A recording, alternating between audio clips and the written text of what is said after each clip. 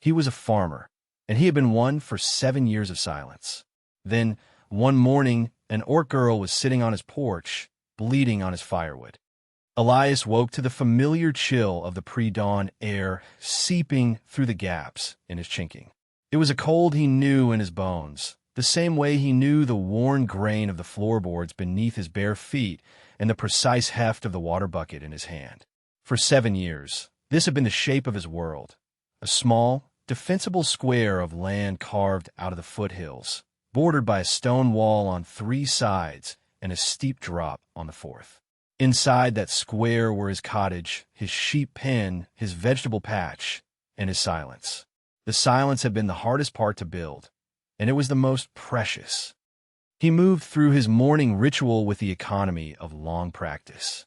He stirred the embers in the hearth, added a few slivers of kindling, and coaxed them into a reluctant flame. The smell of wood smoke, clean and sharp, was the first real sensation of his day. Outside, the world was still awash of gray and deeper gray.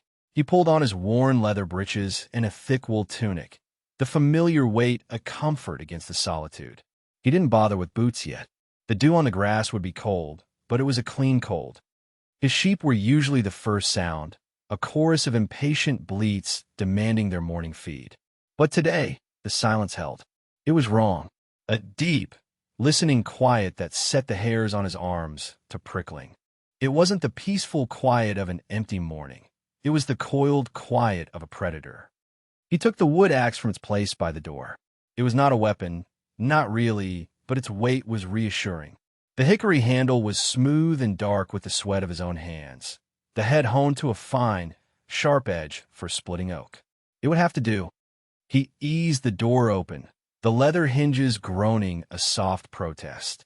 The air that met him was damp and carried the scent of pine and wet earth. And something else, something metallic and raw. Copper.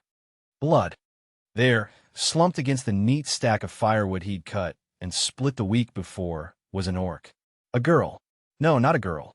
She was young, but the set of her jaw and the hard muscle in her arms and shoulders spoke of a life that had left childhood far behind. She was dressed in battered steel and dark leather, a mix of practical, well-made pieces that were now dented, scraped, and stained. One pauldron was missing entirely, revealing a shoulder scored with deep gouges. Her skin was a pale, dusty green, and her dark hair was matted with grime and what looked like dried blood. A wicked-looking blade, short and broad, lay loose in her lap, her fingers still curled around the hilt. Her head was bowed, chin resting on her chest, as if in sleep. But the unnatural stillness of her form and the dark, spreading stain on the rough-spun tunic beneath her cuirass told him it was something closer to oblivion. A deep gash in her side, ugly and torn, was the source. Elias stood frozen in the doorway, the axe heavy in his hand. His mind, slow from sleep, raced through a litany of panicked thoughts. Orcs meant trouble. They meant warbands, raids, fire, and death.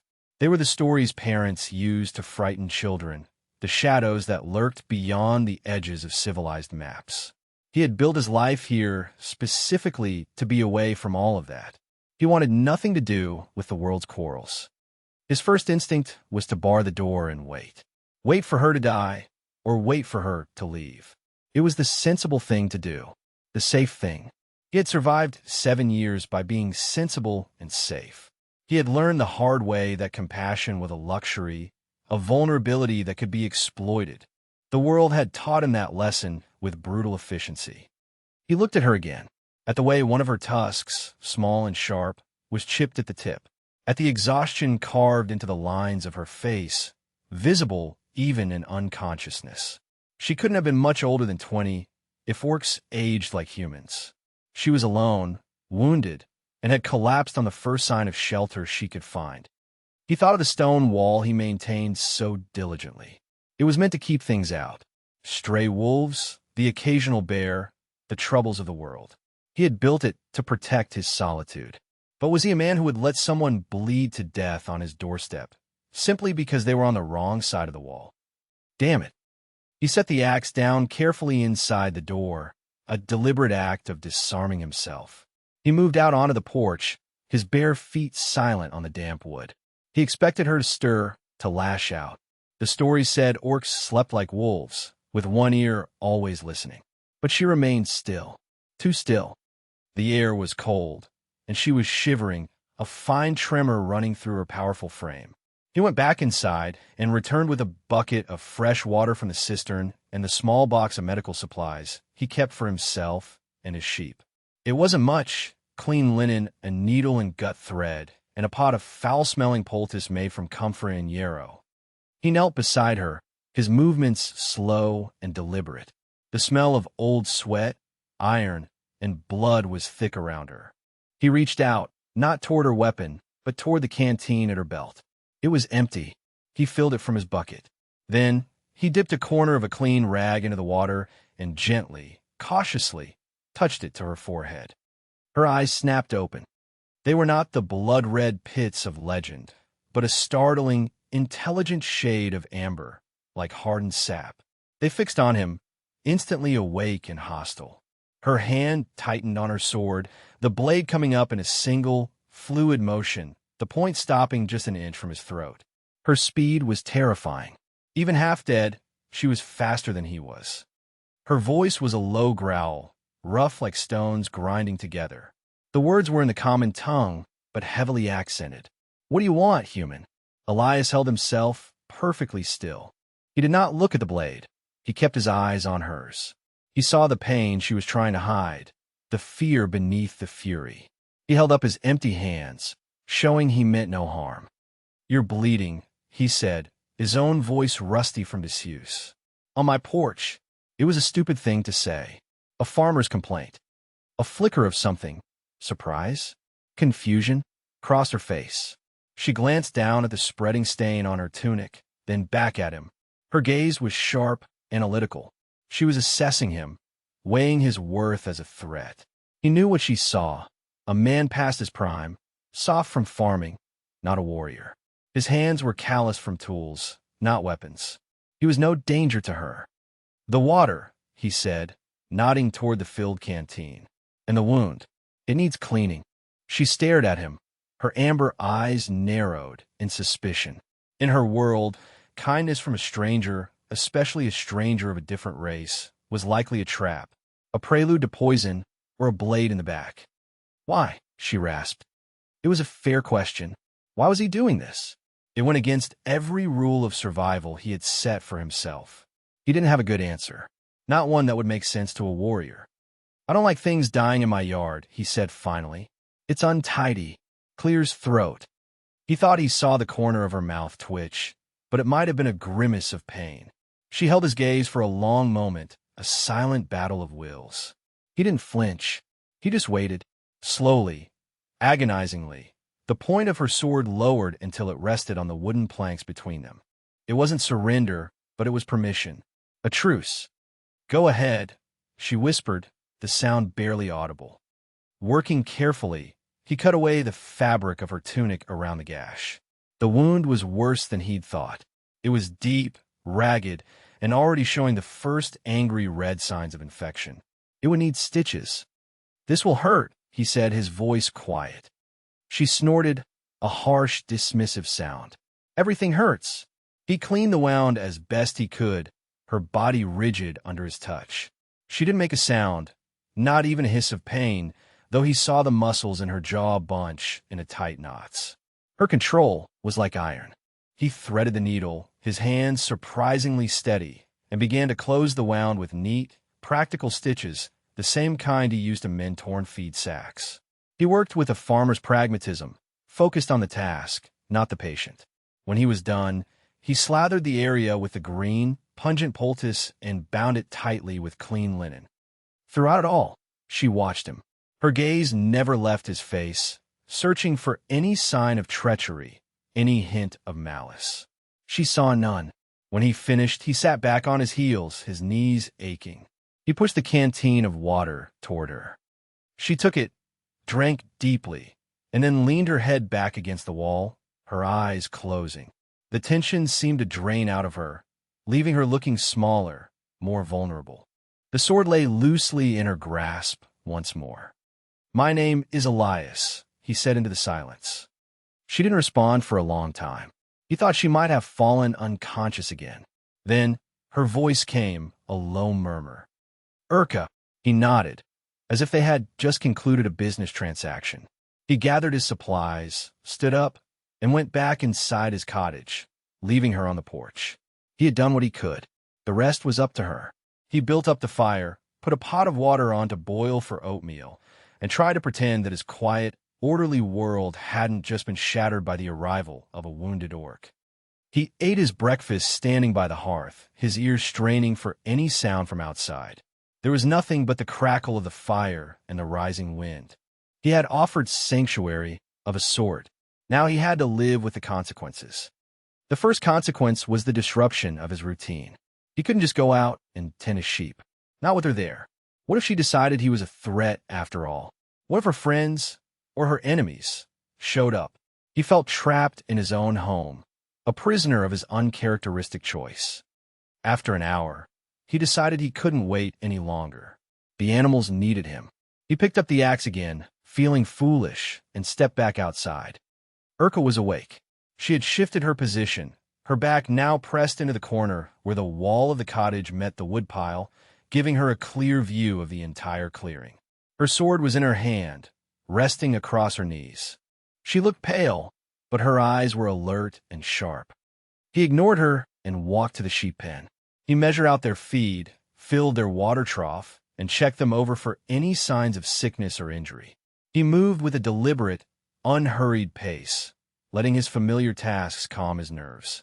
He was aware of her eyes on him the entire time, a heavy weight on the back of his neck. He spent the rest of the morning working in his vegetable patch, weeding and turning the soil. The work was hard and honest, and it left little room for thinking. He could feel the rhythm of his life trying to reassert itself, a steady beat against the jarring note of her presence.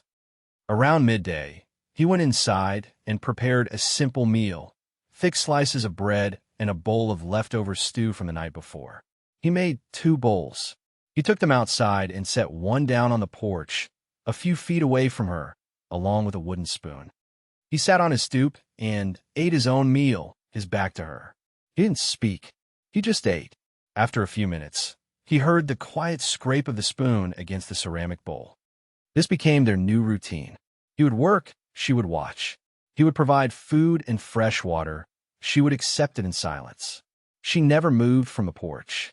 She spent her days either sharpening her blade with a whetstone she produced from a pouch on her belt, or simply sitting, watching the tree line with a hawk's intensity. She was waiting. He didn't know if she was waiting for friends or foes, but the waiting itself filled his peaceful valley with a low hum of dread. On the 3rd day, he woke to find his wood axe gone from its spot by the door. A cold knot of fear tightened in his stomach. Had he been a fool? Had she finally decided to kill him and take what little he had? He grabbed a heavy iron poker from the hearth and cautiously opened the door. Urka was standing by the woodpile, his axe in her hand. But she wasn't menacing him. She was using it. With a powerful, efficient swing, she split an oak round in 2. Then again, and again. She moved with a warrior's economy of motion, her whole body behind each blow. She was still injured. He could see the way she favored her left side, but her strength was formidable. In a few minutes, she had split the entire pile of rounds he had planned to work on that afternoon. She stacked the wood neatly, then brought the axe back to the porch and set it down. She had even taken a moment to hone the edge on her whetstone. It was sharper now than he had ever managed to get it. She met his gaze, a silent challenge in her amber eyes. It was not an apology for taking the axe. It was a payment, a contribution. She was no one's charity case. Elias simply nodded. He understood. He took the axe, checked the edge with his thumb, and put it back in its place. A transaction had been made without a single word. The fragile thaw had begun. The next day, he found that she had used some spare leather and gut from his workshop to repair a harness for one of his sheep that had been fraying. Her stitch work was rough but strong. He, in turn, noticed that the binding on her sword hilt was coming undone. While she was asleep, her exhaustion finally claiming her, he carefully rewrapped it with waxed linen thread, making the grip secure once more. He left it beside her, and when he saw her the next morning, her hand was resting on the newly wrapped hilt. She didn't acknowledge it, but he felt she had noticed. They began to speak, though not often. Their conversations were like their actions, sparse and practical. "The wind is from the east," he might say, looking at the clouds. "Rain by evening." "Good," she would grunt. "It will wash away tracks." One evening, a cold snap descended on the valley. He built up the fire in the hearth until it blazed, casting flickering shadows across the small room. He found himself reluctant to leave her outside in the biting cold. Her wound was healing, but a chill could bring on a fever. "Come inside," he said, standing in the doorway. By the fire. She looked from the warmth spilling out of the cottage to the dark, cold woods, her expression warring between suspicion and a deep, weary longing. Trust did not come easily to her. "I will stay by the door," she said a condition. Fine. She entered his home for the first time. She moved with a predator's grace, scanning every corner, noting the single door, the two small windows. She was assessing its defensibility. She settled on the floor by the entrance, her back against the wall, her sword across her lap. She was a guard at her post. Elias ignored her and went about his evening chores. He sat at his small table, mending a tear in his tunic. The only sounds were the crackle of the fire and the whisper of his needle through the coarse fabric. The silence was different now. It was no longer the empty silence of solitude, but a shared, watchful quiet. "You live alone," she stated, her voice startlingly loud in the small space. It wasn't a question. "Yes," he said, not looking up from his work. "Why?" He paused, the needle held mid-stitch. He didn't talk about his past. Not to anyone. There was no one to talk to. But her blunt question demanded some kind of answer. "My wife died," he said, the words feeling strange and heavy in his mouth. 7 years ago. This was her home. I stayed. He offered no more, and she didn't press him. But he felt her gaze on him, and it was different. Less suspicious, more thoughtful. A few moments later, she spoke again. "They burned my home." He looked up. Her face was cast in shadow, but he could see the firelight reflected in her eyes, like tiny, dancing flames. "A man who wanted my father's seat," she continued, her voice flat, devoid of emotion. "He killed him. He killed my brothers. He thought he had killed me." She looked down at the fresh scars on her arms, the fading bruises. He was wrong.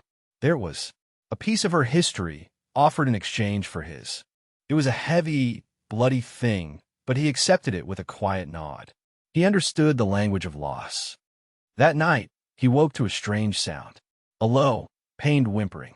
He sat up on his cot and saw Urka, still by the door, thrashing in her sleep. Her hands were clenched, her face contorted in a nightmare. She was back in the fire, back in the betrayal that had sent her running to his doorstep. He got up, moving quietly. He didn't want to startle her awake. A warrior woken from a nightmare might come up swinging. He simply took the spare blanket from his cot, a thick, heavy wool, and draped it over her. She instantly went still. Her eyes opened, catching the firelight. They were wide and lost for a moment, like a cornered animal's. Then they focused on him, and the blanket, and understanding dawned. She said nothing. She just watched him as he returned to his cot. He lay down, his back to her, and waited. After a long silence, he heard a soft rustle as she pulled the blanket tighter around her shoulders. It was the most vulnerable gesture he had seen from her yet. The next morning, he found a perfect, intricately carved wooden bird on the table beside his breakfast bowl. Its wings were swept back as if in flight, and the detail was astonishing. He looked over at Urka, who was staring into the fire, pretending not to notice. He had seen her whittling a piece of scrap wood the night before, but he hadn't imagined this. He picked it up. It was light, delicate, and beautiful, a stark contrast to the brutal world she came from. "Thank you," he said. She grunted in response, but he saw her shoulders relax, just a fraction. The signs of pursuit began subtly. A broken branch on the path to the spring that he knew he hadn't broken. The distant sound of a hunting horn, too far away to be a threat, but a reminder that the world was larger than his valley. Then, one afternoon, while checking his fences on the northern ridge, he found it. A boot print, massive and cleated, sunk deep into the mud. It was not his. And beside it, carved into the trunk of a birch tree, was a symbol, a jagged axe crossed with a tusk. He didn't know the specific clan, but he knew an orc marker when he saw one. They had been found. He went back to the cottage, his heart a cold, heavy stone in his chest. Urka was on the porch, watching him approach. She saw the look on his face and was on her feet before he even spoke, her hand already on her sword. "They're here," he said. "How many?" "I only saw tracks." One said, "A scout. He'll go back for the others," she said, her voice grim. "We need to leave." "Leave?" Elias looked around at his small, painstakingly built world. The cottage, the pen, the neat rows of vegetables. The silent graves on the hill where his wife and daughter lay. "This is my home.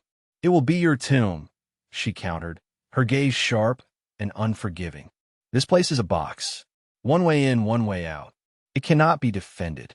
He knew she was right. His peaceful sanctuary was, from a military perspective, a death trap. But the thought of abandoning it, of running, felt like a betrayal of everything he had built, of the memory he was tending. "No," he said, his voice quiet but firm. "I'm not running."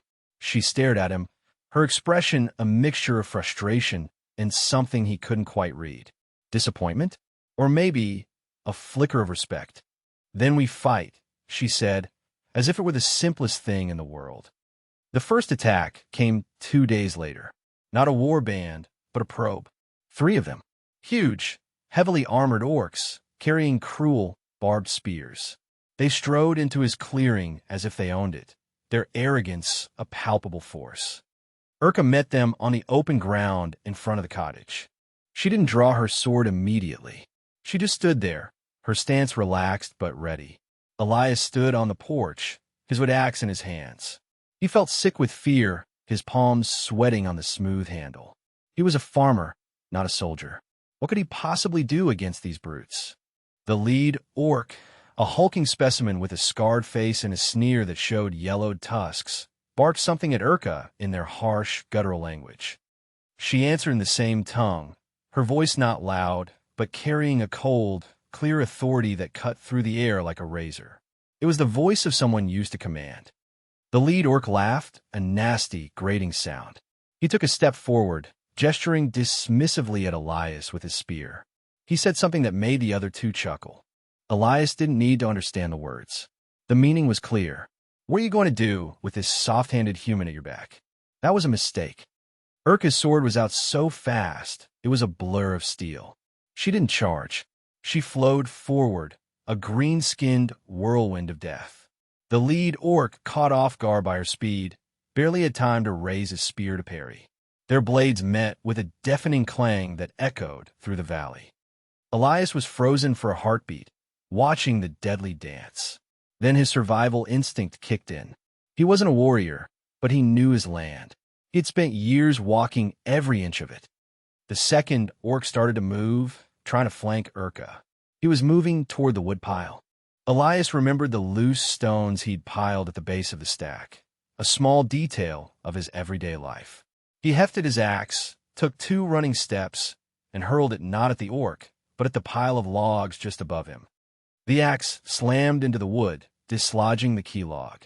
With a groaning crash, a cascade of heavy oak rounds tumbled down, burying the flanking orc in an avalanche of timber. There was a sickening crunch and a choked cry. "One down." The third orc, stunned by the unexpected tactic, hesitated for a second. That was all Urka needed. She fainted, spun inside the lead orc's reach, and drove her blade deep into his side, through a gap in his armor. He roared in pain and fury, staggering back. Urka disengaged, her sword dripping, and turned to face the last one. The third orc looked from his wounded leader to his half-buried comrade, to the human on the porch who was now holding a heavy shovel like a club. He looked at Urka, her amber eyes burning with cold fire. He made a quick calculation of the odds, and he ran. The wounded leader clutched his side, snarling curses. He gave Elias a look of pure hatred, then turned and limped away, following his cowardly companion into the woods. Silence descended on the clearing once more. It was a ragged, breathless silence, punctuated by the groans of the orc trapped under the woodpile. Urka walked over to the pile, her sword held ready. She looked down at the trapped orc, whose leg was clearly broken, pinned at an unnatural angle. He glared up at her, spitting defiance. She dispatched him with a single, mercifully quick thrust. She turned to Elias. Her chest was heaving, and there was a smear of blood on her cheek that wasn't hers. She looked at him, then at the scattered logs, then at the shovel still in his hands. "Not bad," she said, her voice a low rasp. "For a farmer." He just nodded, his throat too dry to speak. He had defended his home. He had killed. The thought made him feel cold and hollow. The quiet world he had built was gone forever, drenched in blood and violence. They knew a larger force would come now. The first standoff had been a victory, but a costly one. It had shown their enemy that Urka was not alone, but it had also confirmed her location. They spent the next day preparing. Urka directed him with the terse efficiency of a seasoned commander. "Bar the windows. We need firing slits. That fence is useless. Tear it down and use the stones to reinforce the cottage walls. Where's your water source? We need to bring as much as we can inside." Elias worked without protest, his grief for his dying home a dull ache in his chest. He was turning his house into a tomb, just as she had predicted. But it was his tomb, and he would defend it. He showed her the weak spots in the terrain, the game trails that could be used for flanking, the patch of ground near the cliff that was prone to small rock slides. His farmer's knowledge became a general's intelligence. The main force arrived at dawn on the third day. It was not a scouting party. It was a war band. At least 20 of them, clad in black iron and led by a behemoth of an orc. He was massive, his face a road map of old scars, and he carried a double-bladed axe that looked heavy enough to split tree. He strode to the center of the clearing and bellowed a name. "Urka!" Urka stood in the doorway of the fortified cottage, her expression unreadable. "Grolnak," she said, her voice tight with venom. "Blood heir of the shattered mountain." Grolnak boomed, his voice dripping with mock reverence. "Your pathetic flight is over. I have come to take you home. You will be my wife, and together we will unite the clans." Blood heir. The title hit Elias like a physical blow. He stared at Urka, the wounded soldier he had taken in, the quiet woman who carved birds out of wood, was royalty. A fugitive queen. All this time, she had been hiding not just from enemies, but from a destiny he couldn't possibly comprehend. A profound sense of betrayal washed over him. He felt like a fool, a pawn in a game whose rules he didn't even know. Their quiet moments, the shared histories, the fragile trust they had built. Had it all been a lie? A calculated manipulation to secure a safe house? He looked at her, standing there in the doorway, a warrior queen in exile, and he had never felt more distant from her. He was just a farmer, the groundskeeper for her hideout. Grolnak laughed, a horrible, booming sound. "You see, even your pet human is shocked. Did you not tell him who you were? Did you let him think you were some common runaway, so he would pity you, feed you, tend to your wounds like a loyal dog?" The words were poison, and they found their mark. Elias felt a flush of shame and anger. He had been used. The final siege began. Grolnak's warriors charged, and the world dissolved into a nightmare of shouting, clanging steel, and the splintering of wood. Elias fired his hunting bow from a window slit, his hands clumsy, his shots mostly going wild. Urka was a whirlwind of destruction near the door, her blade a silver arc of death, holding the main entrance against impossible odds. But they were too many. The warriors bypassed the door, smashing through the walls Elias had spent years building. They tore at the roof. A flaming torch was thrown through a window, and the dry timbers of his home caught fire instantly. Smoke filled the cottage. They were being burned out, forced into the open. Elias's world was literally turning to ash around him. They retreated out the back, cornered against the steep drop of the cliff. The fire roared behind them, Grolnak and his warriors advancing before them. It was over. Grolnok stepped forward, his huge frame blocking out the rising sun. He looked at Urka, then at Elias, his lip curled in a triumphant sneer. Now, blood heir, you will kneel. You will accept my hand, and this foolishness will end. Your human will be given a quick death. A mercy. But Urka was not looking at Grolnok. She was looking at Elias. Her face was grimed with soot, her armor dented, but her amber eyes were blazing with a fire that had nothing to do with the burning cottage. In the midst of chaos, surrounded by enemies, with the crackle of flames as her witness, she made her stand. I reject you, Grolnok, you usurper and oath-breaker, she shouted, her voice ringing with power. Then she turned her full attention to Elias, and her voice, though still loud enough for all to hear, became something intensely personal. Elias of the foothills, she declared, using a formal address that sounded strange and momentous. You gave me sanctuary when I had none.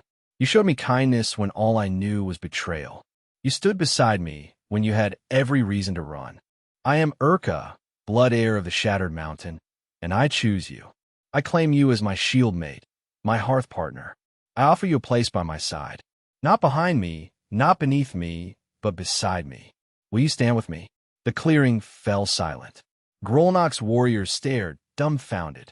Even Grolnok himself seemed momentarily stunned by the sheer audacity of it. To reject a clan champion for a human farmer? It was an insult of the highest order. It was political suicide. It was magnificent. Elias looked at her, and the anger, the feeling of betrayal, it all melted away, consumed by the inferno of her declaration. He saw it for what it was, not a political maneuver, but an act of desperate, defiant truth. She was choosing him, the man who mended her sword and put a blanket over her when she was cold, over the power and tradition that Grolnok represented. His house was burning. His quiet life was over. He had nothing left to lose, and a future he could never have imagined being offered. He met her gaze, his own eyes stinging from the smoke. I will, he said, his voice clear and steady. Then he added his own condition, his own declaration of self. But I am a farmer and a man. I will not pretend to be an orc. I will stand with you as I am, or not at all. Urka smiled. It was the first time he had ever seen her truly smile. It transformed her face. I would not have it any other way, she said. That was when the horns blew. Not the harsh horns of Grolnok's band, but a deeper, more resonant sound from the trees on the ridge. A handful of figures emerged from the woods. Orcs, but these were different. They were leaner, their armor a mix of styles, and they were all female. Urka's loyalists, the ones who had escaped the massacre. They had been drawn by the sounds of battle, and her public declaration had just given them a banner to rally to. The fight was renewed, but this time the odds were different. Grolnok, enraged and humiliated, roared and charged directly at Elias. But Urka met him, her blade a shield. The fight became a chaotic melee. Elias didn't fight Grolnok. He fought for their retreat. He used his knowledge of the cliff edge, starting a small rock slide that took two of Grolnok's warriors down and created a barrier. He guided Urka and her new arrivals along a treacherous path he knew, one that was invisible from below. They escaped. They left Grolnok screaming impotent fury in the ruins of the life Elias had once known. They fled into the wilderness, a strange, patched-together company, a fugitive queen, her loyal guard, and a human farmer who had lost his home. The following months were a blur of hard travel and harder living. They moved through the mountains, seeking out other clans, trying to gather support for Urka's claim. Elias quickly found his place was not on the front lines. In his first real skirmish, he was clumsy and slow, and nearly got himself killed before one of Urka's warriors, a stern veteran named Karga, saved him with an almost contemptuous shove. The scorn from Urka's warriors was a constant, galling presence. They saw him as a liability, a soft, weak creature their leader had inexplicably attached herself to. They called him farmhand and dirt scrabbler, muttering just loud enough for him to hear. But he did not try to be a warrior. He was what he was. While they practiced their blade work, he found other ways to be essential. When their water skins ran low, He knew how to find hidden springs by reading the landscape and the behavior of animals. When a warrior's mailcoat was damaged in a fight, he built a small, makeshift forge and, with his farmer's knowledge of tools and metal, repaired the links until they were stronger than before. He taught them how to make snares to catch small game, stretching their meager rations. He showed them which roots were edible and which would kill them. Slowly, grudgingly, their attitude began to shift. Karga, the one who had saved him, came to him one night with a broken axe haft. She threw it at his feet without a word. He spent the evening carefully carving a new one from a piece of seasoned ash, fitting the head perfectly, balancing it for a grip.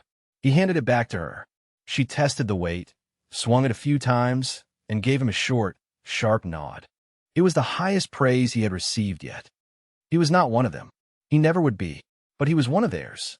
He was Urka's, and through his quiet diligence and unshakable competence in his own skills, he was earning his place. His relationship with Urka settled into a new equilibrium. The grand, public declaration was followed by a quiet, private reality. They were partners, their lives intertwined by choice and circumstance. They rarely spoke of what had happened at the farm. There was no need. It was the foundation on which this new life was built. Their intimacy was not one of grand passions, but of small, steady moments. The way she would leave the best piece of roasted meat for him by the fire. The way he would have a hot cup of herbal tea ready for her when she came back from a patrol, knowing the cold seeped into her old wounds. He learned to read her moods in the set of her shoulders, and she learned to trust the quiet wisdom in his eyes. One evening, months after they had fled his burning home, she came to him while he was cleaning her armor. It had become one of his regular tasks. He knew every dent, every scratch, every weak point in the steel plates. He was hammering out a dent in her pauldron, the same one that had been missing when he first saw her. He had crafted a replacement for it weeks ago. She sat down beside him, watching his hands as he worked. They were calloused and capable, the hands of a maker, not a destroyer. "It is almost ready," she said, her voice a low rumble. "The clans are gathering. We will march on Shattered Mountains soon." "I know," he said, not pausing in his work. "You do not have to come," she said quietly. "This is not your fight. I could find you a safe place. A farm like the one you had." Elias stopped hammering. He put the tool down and picked up the pauldron, turning it over in his hands. He looked at the firelight glinting off the polished, repaired steel. He thought of his old life, the 7 years of silence. It seemed like a lifetime ago, a dream of a different man. That life was safe and orderly and empty. This life was hard and dangerous, and it was the first time he had felt truly alive since his wife had died. He turned to her and began fastening the pauldron to her shoulder, his fingers sure and steady on the leather straps and buckles. It was an echo of their first real interaction when he had tended her wound. But the tension was gone, replaced by a deep and abiding trust. She was not the suspicious, wounded warrior, and he was not the reluctant caregiver. They were two halves of a whole. He finished with the buckles and let his hand rest for a moment on the cool steel of her shoulder. "My home is not a place, Urka," he said, his voice quiet but absolute. "Not anymore." She placed her hand over his, her strong fingers lacing with his. Her skin was warm. They sat there for a long time in comfortable silence, watching the flames dance in the fire pit, two solitary souls who had found an unlikely sanctuary in each other. He had thought his story had ended 7 years ago, in a quiet field with 2 small graves. He had been wrong. By opening his door to a wounded stranger, he had not invited death in, as he had feared. He had invited in a new beginning, a new purpose. It was a harder life, a more dangerous life, but it was a life where he was seen and a life he had chosen. And that, he realized, was everything.